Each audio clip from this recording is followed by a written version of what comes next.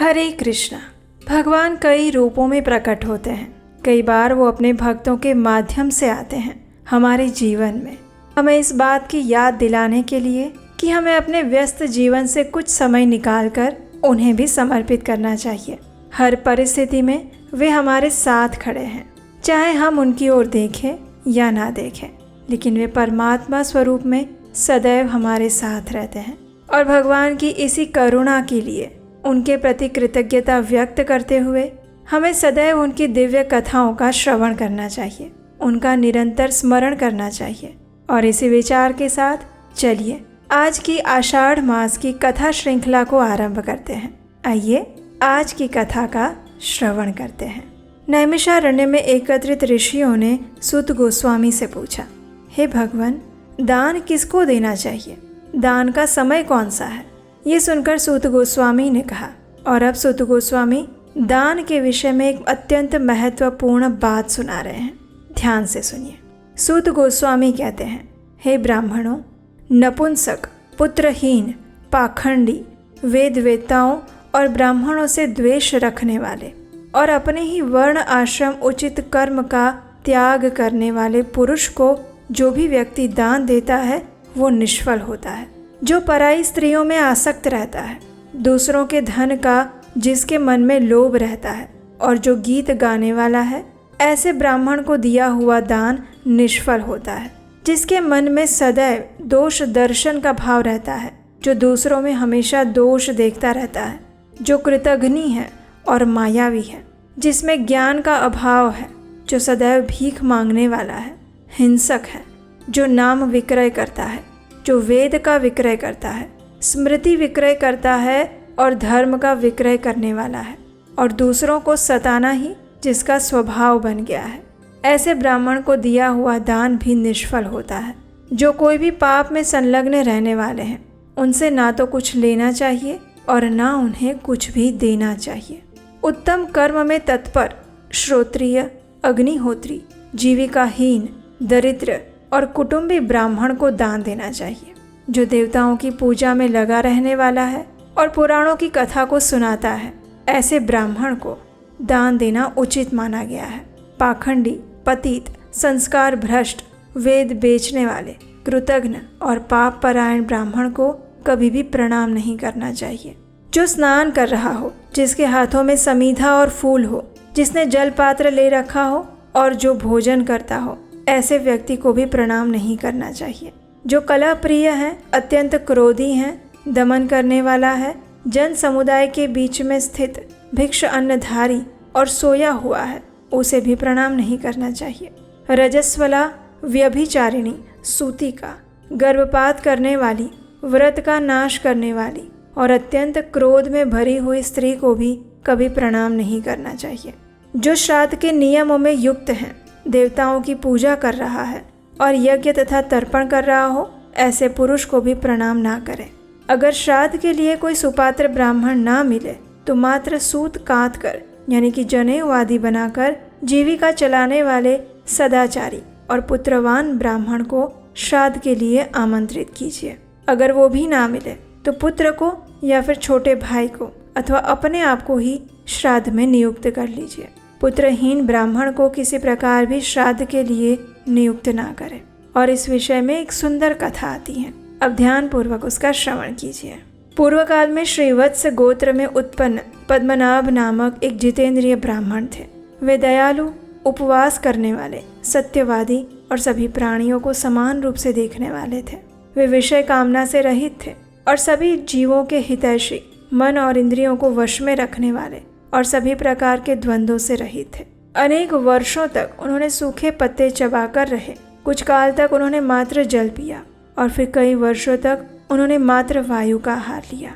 और इस प्रकार महामुनि पद्मनाभ ने 12 वर्षों तक तपस्या की।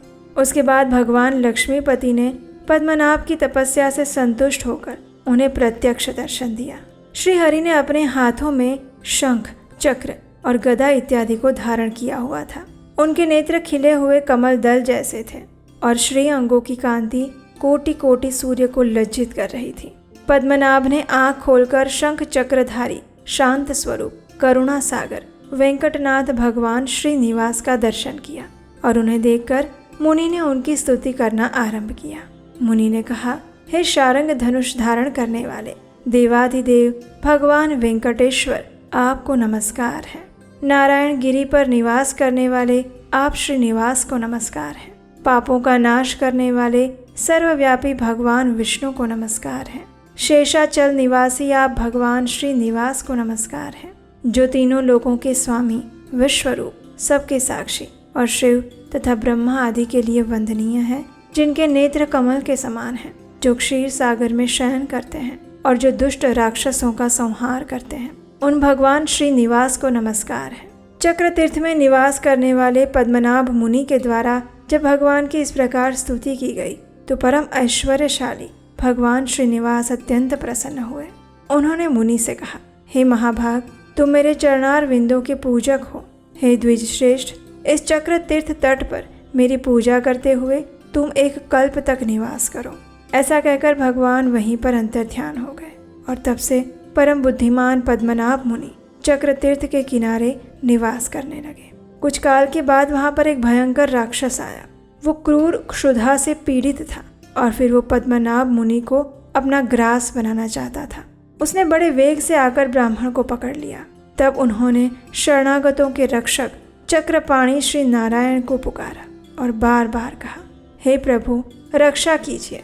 हे वेंकटेश, हे दया सिंधु, हे शरणागत पालक, हे पुरुष सिंह, मैं राक्षस के वश में आ गया हूँ, मेरी रक्षा कीजिए। हे लक्ष्मीकांत, हे दुखहारी हरि, हे विष्णुदेव, आपने ग्राह के चंगुल में फंसे हुए गजराज की जिस प्रकार रक्षा की थी, उसी प्रकार राक्षस के आक्रमण से दबे हुए मुझ भक्त की रक्षा कीजिए।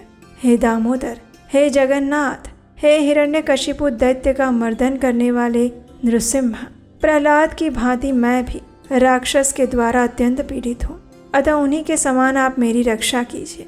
पद्मनाभ मुनि द्वारा इस प्रकार स्तुति करे जाने पर अपने भक्त के ऊपर आया हुआ भय जानकर दया निधान चक्रपाणी ने भक्त की रक्षा के लिए अपने सुदर्शन को भेजा।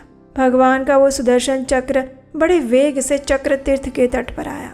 वो अनंत सूर्य के समान तेजस्वी था, अनंत अग्नि के समान ज्वाला मालाओं से प्रज्वलित था। उससे बड़े जोर की गड़गड़ाहट हो रही थी। बड़े बड़े असुरों का संहार करने वाले उस सुदर्शन चक्र को देखकर राक्षस भागा, लेकिन सुदर्शन ने अचानक ही वहां जाकर उसका मस्तक काट डाला। राक्षस को पृथ्वी पर गिरा पड़ा देखकर विप्रवर पद्मनाभ अत्यंत प्रसन्न हो गए और वे सुदर्शन की स्तुति करने लगे। उन्होंने कहा, संपूर्ण विश्व के संरक्षण की दीक्षा लेने वाले विष्णु चक्र, आपको नमस्कार है। आप युद्ध में असुरों का संहार करने में कुशल हैं। अतिशय गर्जना करने वाले हे सुदर्शन, आप भक्तों की पीड़ा का नाश करते हैं। मैं भय से उद्विग्न हूँ। आप सब प्रकार के पाप ताप से मेरी रक्षा कीजिए। संकट से छुटकारा चाहने वाले संपूर्ण जगत का हित करने के लिए आप सदैव इस चक्र तीर्थ में निवास कीजिए।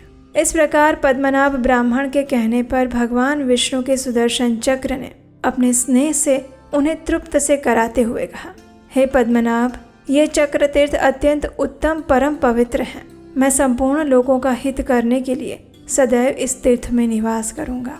आपके ऊपर दुरात्मा राक्षस के द्वारा आए हुए संकट का विचार करके भगवान विष्णु से प्रेरित होकर मैं शीघ्र यहाँ आ पहुँचा। आपको पीड़ा देने वाले उस अधम राक्षस को मैंने मार डाला है और आपकी उसके भय से रक्षा की है, क्योंकि आप भगवान के भक्त हैं। हे विप्रवर, सभी पापों का हरण करने वाले इस परम पवित्र चक्र तीर्थ में सभी लोगों की रक्षा के लिए मैं सदैव निवास करूंगा।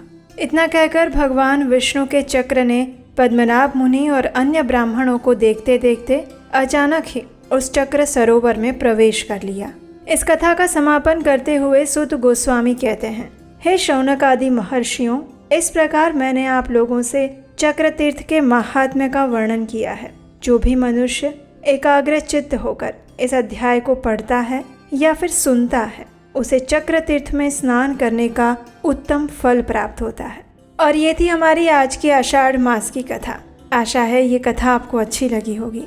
इस कथा में बताए गए अनुसार चक्र तीर्थ का स्मरण करने मात्र से आपको भी उसमें स्नान करने का पुण्य फल प्राप्त हुआ होगा। इस कथा को लाइक कीजिए, शेयर कीजिए और इसी कथा श्रृंखला की अगली कड़ी को सुनने के लिए आपके अपने चैनल उपदेश अष्टकम को सब्सक्राइब करके रखिए। और हम आपसे मिलेंगे इसी कथा श्रृंखला की अगली कड़ी के साथ कल प्रातःकाल। हरे कृष्ण।